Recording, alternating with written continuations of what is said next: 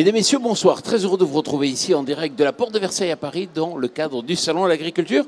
J'ai le plaisir d'accueillir Cédric Villani. Bonjour Cédric. Bonjour. Alors vous êtes député de la République En Marche de l'Essonne, on le sait, mais vous êtes avant tout mathématicien, médaille Field en 2010, si je ne fais pas d'erreur. C'est bien ça? C'est exact. Cédric, vous ratez jamais un Salon de l'Agriculture. C'est fatigant de venir ici, comme tous les politiciens, de serrer des mains, d'aller voir des vaches et tout ça. C'est de la fatigue, mais c'est enrichissant.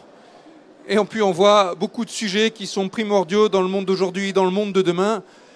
Je rate jamais le Salon de l'Agriculture et je vois les évolutions au fur et à mesure d'une année sur l'autre. C'est important de revenir. On voit que certains thèmes s'imposent de plus en plus. On voit que le salon est sensible aux préoccupations du temps et c'est très important de sentir ces choses. Alors, vous êtes venu ici au salon et moi, comme je voulais faire une petite rencontre sympa, j'ai invité Julia de Funès. Bonjour. Bonjour. Et Julia, vous êtes venue avec votre fille, c'est normal. Oui. C'est le jour des enfants. Exactement. Il faut commencer très jeune et avoir un contact avec la vraie vie, la vraie réalité. Quand on est dans les entreprises, à l'école, dans les universités, parfois on quitte un peu le réel et ici on le retrouve. Avec votre fille qui s'appelle Marina. Bonjour Marina. Bonjour. Alors, vous sortez un livre qui s'appelle La comédie inhumaine. En clair, tout ce qu'on invente, les baby-foot, les formations, les PowerPoint, les chefs, Chief Happiness Officer, tout ça, on se trompe totalement. La vie d'entreprise, ça ne sera pas un lieu agréable, un lieu d'innovation. Juste en quelques phrases. Oui, non, on ne se trompe pas complètement.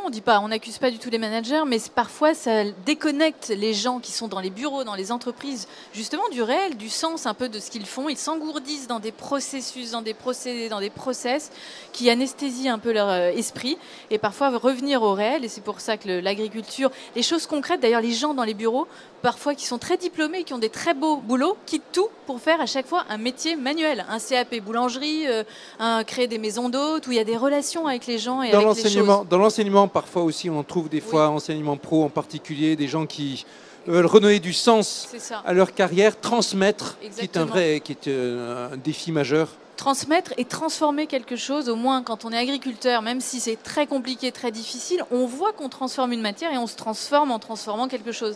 Et là, les gens en entreprise souffrent parfois d'une abstraction terrible. Ils ne voient pas du tout à quoi ils servent, à quoi ils contribuent.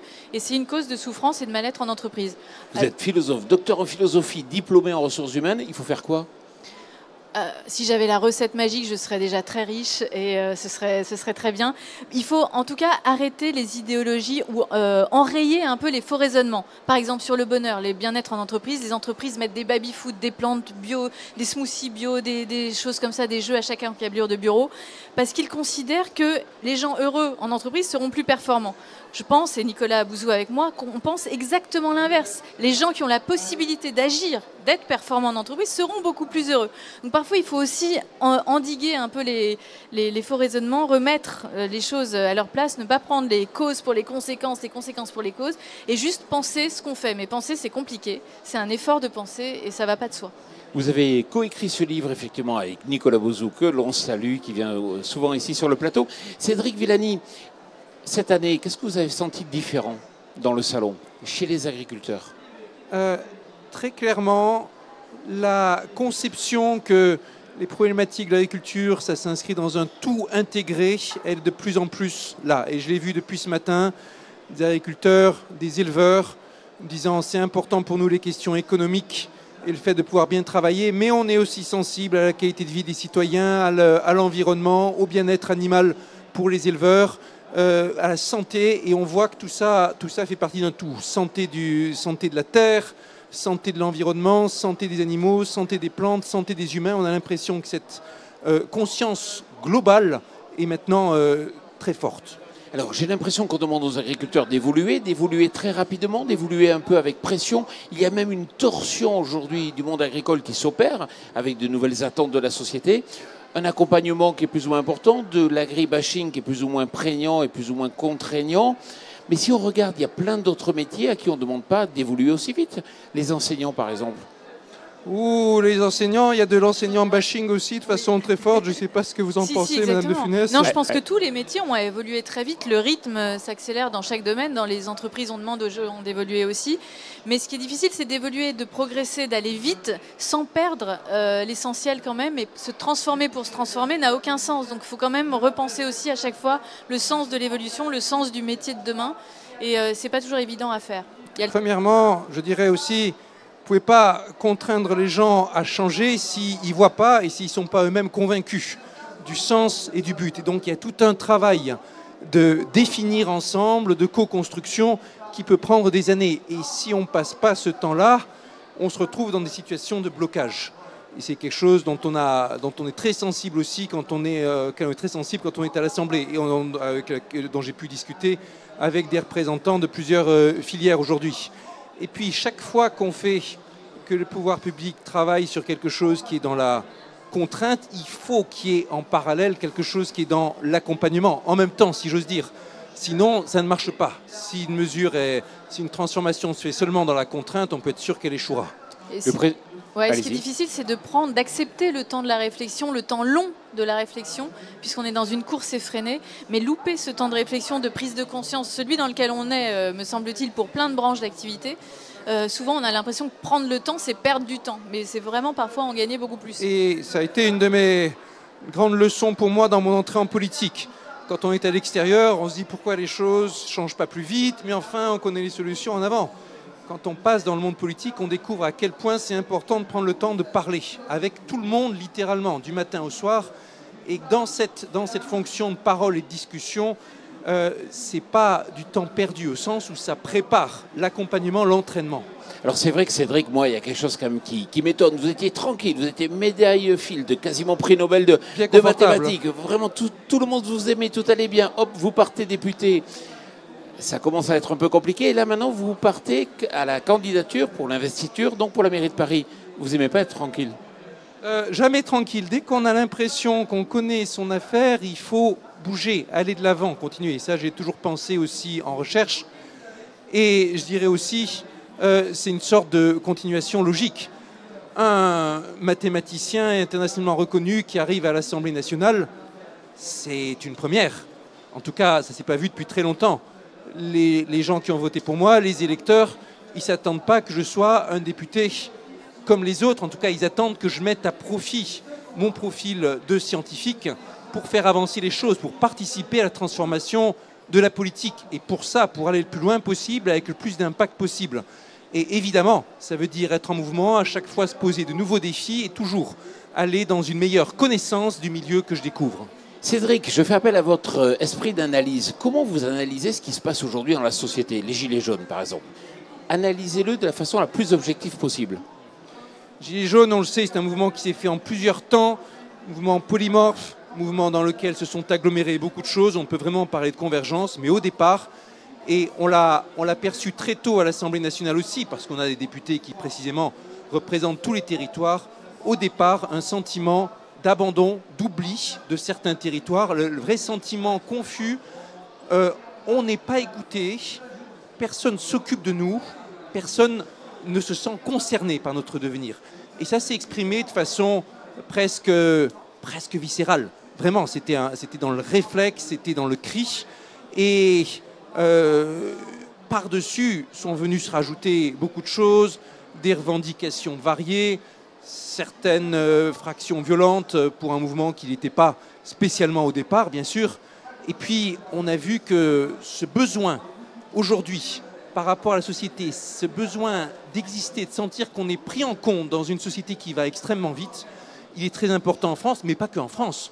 On l'a vu exprimer de façon très forte à travers le vote du Brexit il y a quelque temps, on l'a vu exprimer de façon très forte dans les dernières élections américaines. C'est aujourd'hui, dans une démocratie où c'est encore plus dur de se faire entendre parce qu'il y a des moyens de communication qui sont partout sans arrêt et qui noient tous les messages, c'est quelque chose qui est très fort et qu'il faut prendre en compte.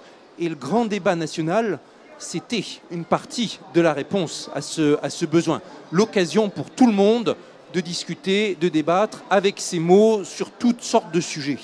Cédric, il ne faut pas être grand clerc de notaire, devin. Enfin, il y a quelques années, on sentait bien qu'il y avait une France qui était mise un peu de côté. Enfin, Jean Lassalle est venu là, il a marché dans tous les sens dans la France, il en a parlé. Enfin, il y a d'autres personnes qui ont traversé, qui ont été à la rencontre. Comment on peut expliquer qu'on ait attendu la crispation pour vraiment réagir? C'est toujours très dur dans les affaires humaines, bien sûr, de mesurer exactement quel est le moment où l'eau va bouillir, le moment où le ras-le-bol s'exprimera.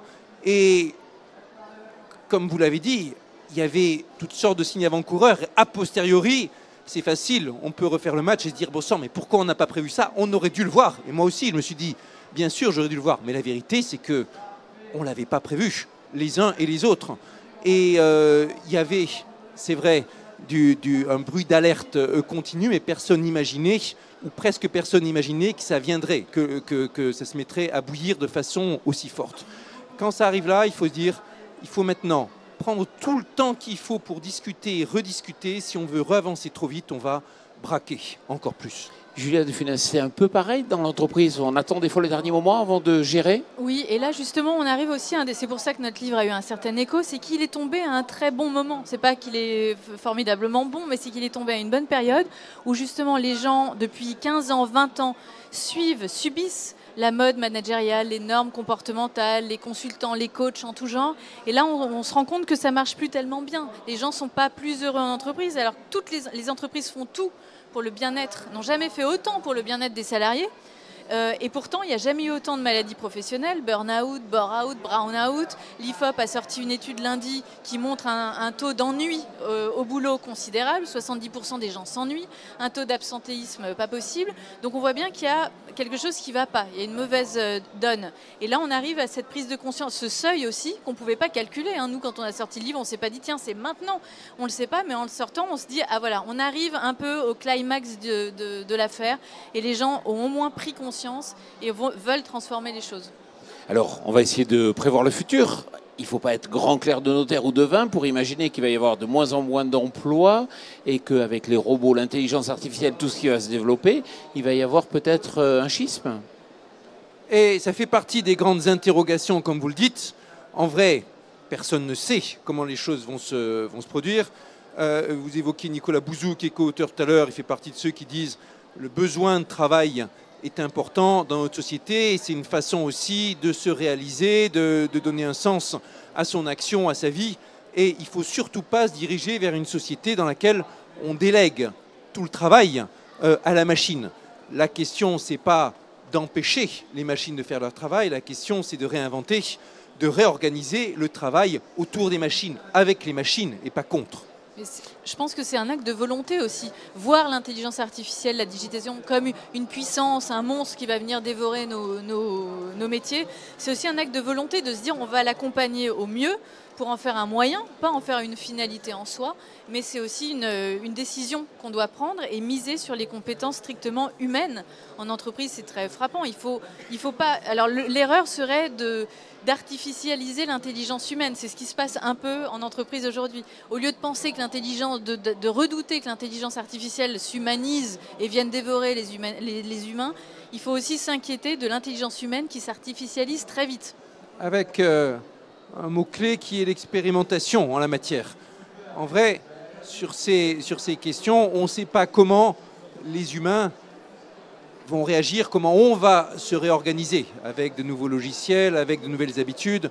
Et on a besoin d'expérimenter, de mieux se connaître par rapport à ça. De la même façon que quand les technologies de communication instantanée sont arrivées, les réseaux sociaux sont arrivés, personne n'imaginait la place que ça prendrait aujourd'hui dans les polémiques, dans certains cas dans le mal-être, dans toute la construction de la société, de la communication autour de ça. Julia de Funès, juste pour finir, vous êtes la petite fille de Louis de Funès qui a fait rire tant de Français et on le remercie. Et qui Il était aimait très l'agriculture. C'est pas plus qu'il l'aimait, c'est qu'il la pratiquait. Il avait une Racontez-nous. propriété près de Nantes où il avait évidemment des serres gigantesques, des potagers, des fleurs. Il emmagasinait, il avait besoin de la nature absolument pour emmagasiner une énergie qui après redéployait dans les films de façon très énergique, mais il avait besoin du temps long de la nature. Et il était très précurseur sur le bio. Pas le bio au sens bobo et mode du terme actuel, mais il disait déjà il y a 40 ans, plus de 40 ans, aucun pesticide, aucun insecticide et tous les fruits et légumes. J'ai eu la chance d'être nourrie avec des bons fruits et légumes bio il y a 40 ans. Il était très précurseur et très très soucieux de ce problème-là. Julia de Funès, merci d'être venu ici. Merci d'avoir coécrit ce livre avec Nicolas Bauzou, La comédie inhumaine, comment les entreprises font fuir les meilleurs, aux éditions de l'Observatoire. Cédric Villani, merci d'être venu sur notre plateau cette année encore. Et l'an prochain, à nouveau, on prend rendez-vous. Intelligence artificielle, agriculture, évolution, environnement, tout ça. Et ça sera avec plaisir pour voir l'évolution des thèmes dans ce beau salon. Merci bien, merci à vous et surtout merci à vous.